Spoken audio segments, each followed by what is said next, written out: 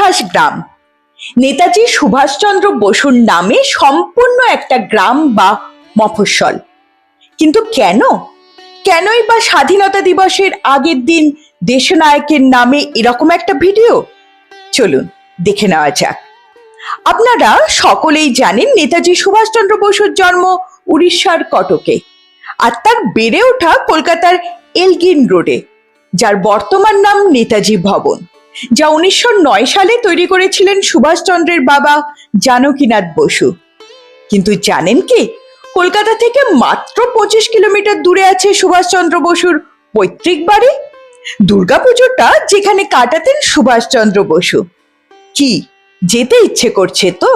তাহলে শিয়ালদা থেকে ট্রেনে চেপে বসুন, আধ ঘন্টার মধ্যেই চলে আসুন সুভাষগ্রাম স্টেশন। স্টেশনে নেমেই দেখতে পাবেন দেশনায়কের মূর্তি। অবশ্যই প্রণাম জানান। 1 নম্বর প্ল্যাটফর্ম থেকে বাইরে বেরিয়ে চেপে বসুন একটি টোটোতে। চলুন কোদালিয়ার উদ্দেশ্যে। মিনিট 5-এর মধ্যেই বড় রাস্তা ছেড়ে টোটো অতিক্রম করবে একটি তোরণ, যার পাশেও নেতাজির মূর্তি। আরেকটু এগিয়েই টোটো থামবে একটি মাঠের সামনে। মাঠের অপর দিকে পোস্ট অফিস, ডান দিকে লাইব্রেরি, লেখা কোদালিয়া হরনাথ বিনাপানি গ্রন্থাগার। গ্রন্থাগারের বাঁদিকে সুভাষচন্দ্রের আবক্ষ মূর্তি।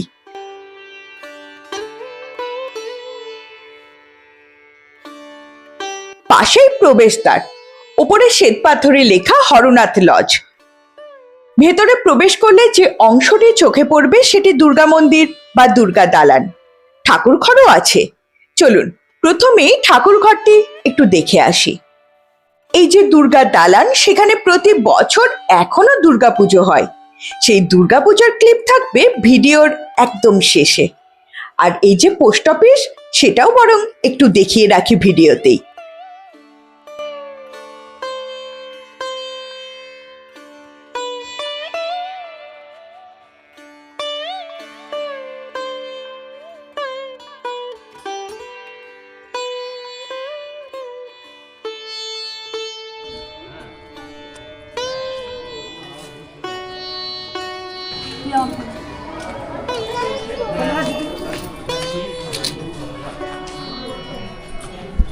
ও, এখানে শিব ঠাকুর।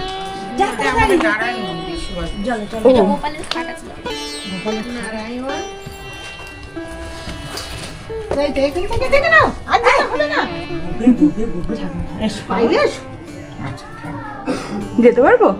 হ্যাঁ, যা।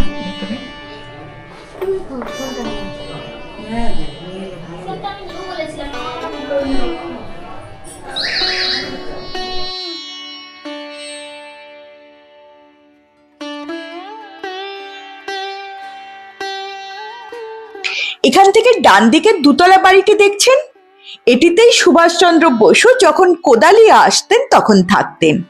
তার ব্যবহৃত জিনিসপত্র আজও আছে এখানে, তবে তা যে কোনো দিন গেলেই দেখতে পাবেন না। বছরে মাত্র 3 দিন খোলা থাকে, তা সর্বসাধারণের জন্য: 23শে জানুয়ারি, 26শে জানুয়ারি এবং 15ই আগস্ট। দ্বিতীয় তলে যাওয়ার আগে একটু ইতিহাসটা ঘেঁটে দেখা যাক। সুভাষচন্দ্র বসু তার অসমাপ্ত আত্মজীবনী অ্যান ইন্ডিয়ান পিলগ্রিমে লিখেছিলেন ছোটবেলায় কাটানো কোদালিয়ার এই পৈতৃক ভিটের কথা। বড় হওয়ার পরেও নিয়মিত আসতেন তিনি। সেই প্রসঙ্গে লিখেছিলেন তার বংশ পরিচয়ের কথাও। তিনি লিখেছিলেন তাদের বোস পরিবার প্রতিষ্ঠা করেছিলেন দশরথ বোস। তার একাদশতম উত্তরসূরি মাহিপতি বোস বাংলার সুলতান আলাউদ্দিন হুসেন শাহের কাছ থেকে পান পুরন্দর খান উপাধি। পান একটি জায়গিরও। সেই জায়গির মাহিনগর মালঞ্চ। মাহিনগরে সুভাষচন্দ্রের পূর্বসূরি মাহিপতির বাড়ির ধ্বংসাবশেষ চিহ্নিত করেছিলেন জানকীনাথ। তার কাছেই এই পৈতৃক ভিটে। তার ঠাকুরদা হরনাথ বোসের তৈরি বাড়ি হরনাথ লজ, যেখানে হতো দুর্গাপুজো। জেলবন্দি থাকাকালীন সুভাষচন্দ্র তার দাদা শরৎ বসুকে চিঠিতে লিখেছিলেন দুর্গাপুজোর কথা। জানতে চেয়েছিলেন, দুর্গাপুজোর একটা সপ্তাহ তোমরা কোদালিয়াতেই থাকবে নিশ্চয়ই। জেলে আমরাও দুর্গাপুজোর আয়োজন করেছি। সংকীর্ণ সিঁড়ি পথে উপরে উঠে আসলাম। আছে একটি অভিনব দরজা ঠিক সিঁড়ির মাথার ওপর। একটি ঘরেই রাখা তার ব্যবহৃত দুটি খাট, ডেস্ক, বই বা জামা কাপড় রাখার আলমারি, কেটলি, গিলাস, চেয়ার ইত্যাদি।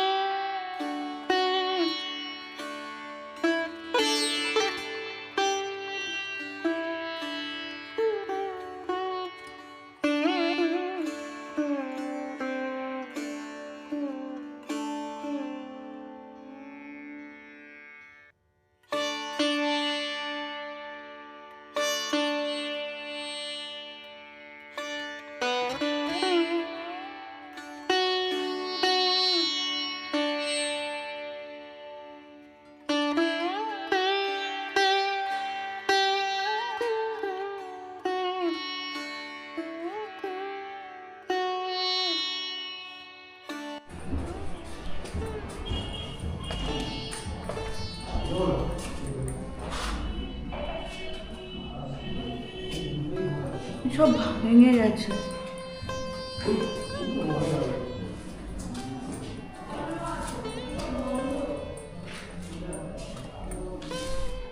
আমি প্রিয়াঙ্কা, আপনাদের মানস ভ্রমণের সঙ্গী।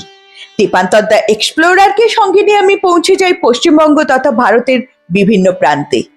দেখাই সেখানকার প্রাকৃতিক সৌন্দর্য, জানাই সেখানকার ইতিহাস। আমার গ্রুপের সঙ্গী হতে অবশ্যই যোগাযোগ করতে পারেন নিচে দেওয়া হোয়াটসঅ্যাপ নম্বরে, এবং গ্রুপ লিংক আছে ডেসক্রিপশন বক্সে। অসংখ্য ধন্যবাদ সম্পূর্ণ ভিডিওটি দেখার জন্য এবং সঙ্গে থাকার জন্য।